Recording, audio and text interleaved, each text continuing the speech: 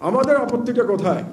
আমাদের আপত্তি হচ্ছে যে মোদির আশ্রয়ে বসে শেখ হাসিনা বাংলাদেশের বিরুদ্ধে রাষ্ট্রবিরোধী তৎপরতা চালিয়ে যাচ্ছে এবং সেই রাষ্ট্রবিরোধী তৎপরতা চালানোর জন্যে না সরকার না কোনো রাজনৈতিক দল কোনো কঠিন কথা বলতে পেরেছেন। কোনো দলের কাছ থেকে আমরা এখন পর্যন্ত শুনি নাই যে তারা বলেছেন ইন্ডিয়াকে যে তোমরা হয় হাসিনাকে আমাদের কাছে ফিরিয়ে দেবে, আর যদি ফিরিয়ে না দাও তোমাদের কাছে রেখে দিতে চাও, পুষতে চাও, পোষো, কিন্তু তাকে দিয়ে বাংলাদেশ বিরোধী কোনো তৎপরতা তোমরা চালাতে পারবে না। এত বড় ব্যর্থতা রাজনৈতিক দলের আর হতে পারে না। এটা আমি মনে করি যারা জীবন দিয়েছে মহান জুলাই বিপ্লবে সেই বাচ্চাদের প্রতি আমাদের রাজনৈতিক নেতৃবৃন্দ বেইমানি করছেন।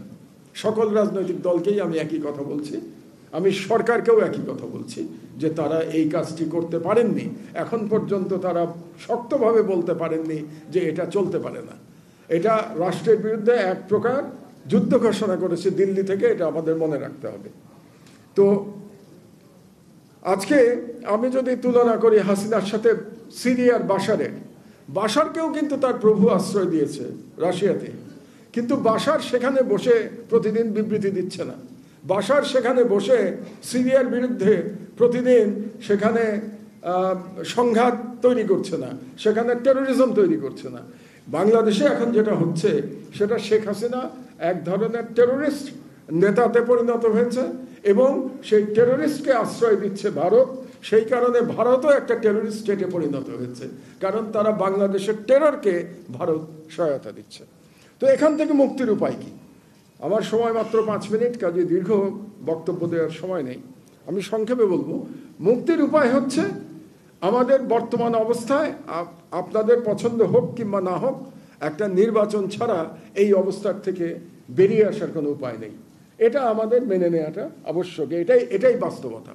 এবং এই বাস্তবতা অস্বীকার করে আমরা যদি অন্য কথা বলি তাহলে রাষ্ট্র আরো বিপদের মধ্যে পড়ে যাবে। কারণ হচ্ছে বাংলাদেশে যদি নির্বাচন এখন না হয় এবং অস্থির অবস্থা যদি বজায় থাকে তাহলে সব থেকে লাভবান হবে ভারত, এটা আমরা যেন ভুলে না যাই। এবং এই মুহূর্তে বাংলাদেশে ভারত কোনো অবস্থাতে একটা নির্বাচন চাইবে না। আমরা কিন্তু নির্বাচন চাই এবং আমরা একটা ফ্রি ফেয়ার নির্বাচন চাই। সেই নির্বাচনে যারাই আসুক না কেন তারা রাষ্ট্রের দায়িত্ব গ্রহণ করবে। আমার মনে হয় তারা বুঝতে পারবে অন্তত মহান জুলাই বিপ্লবের মাধ্যমে যে কোনো রাজনৈতিক দলের পক্ষে হাসিনার মতো রাষ্ট্র চালানো সম্ভব না।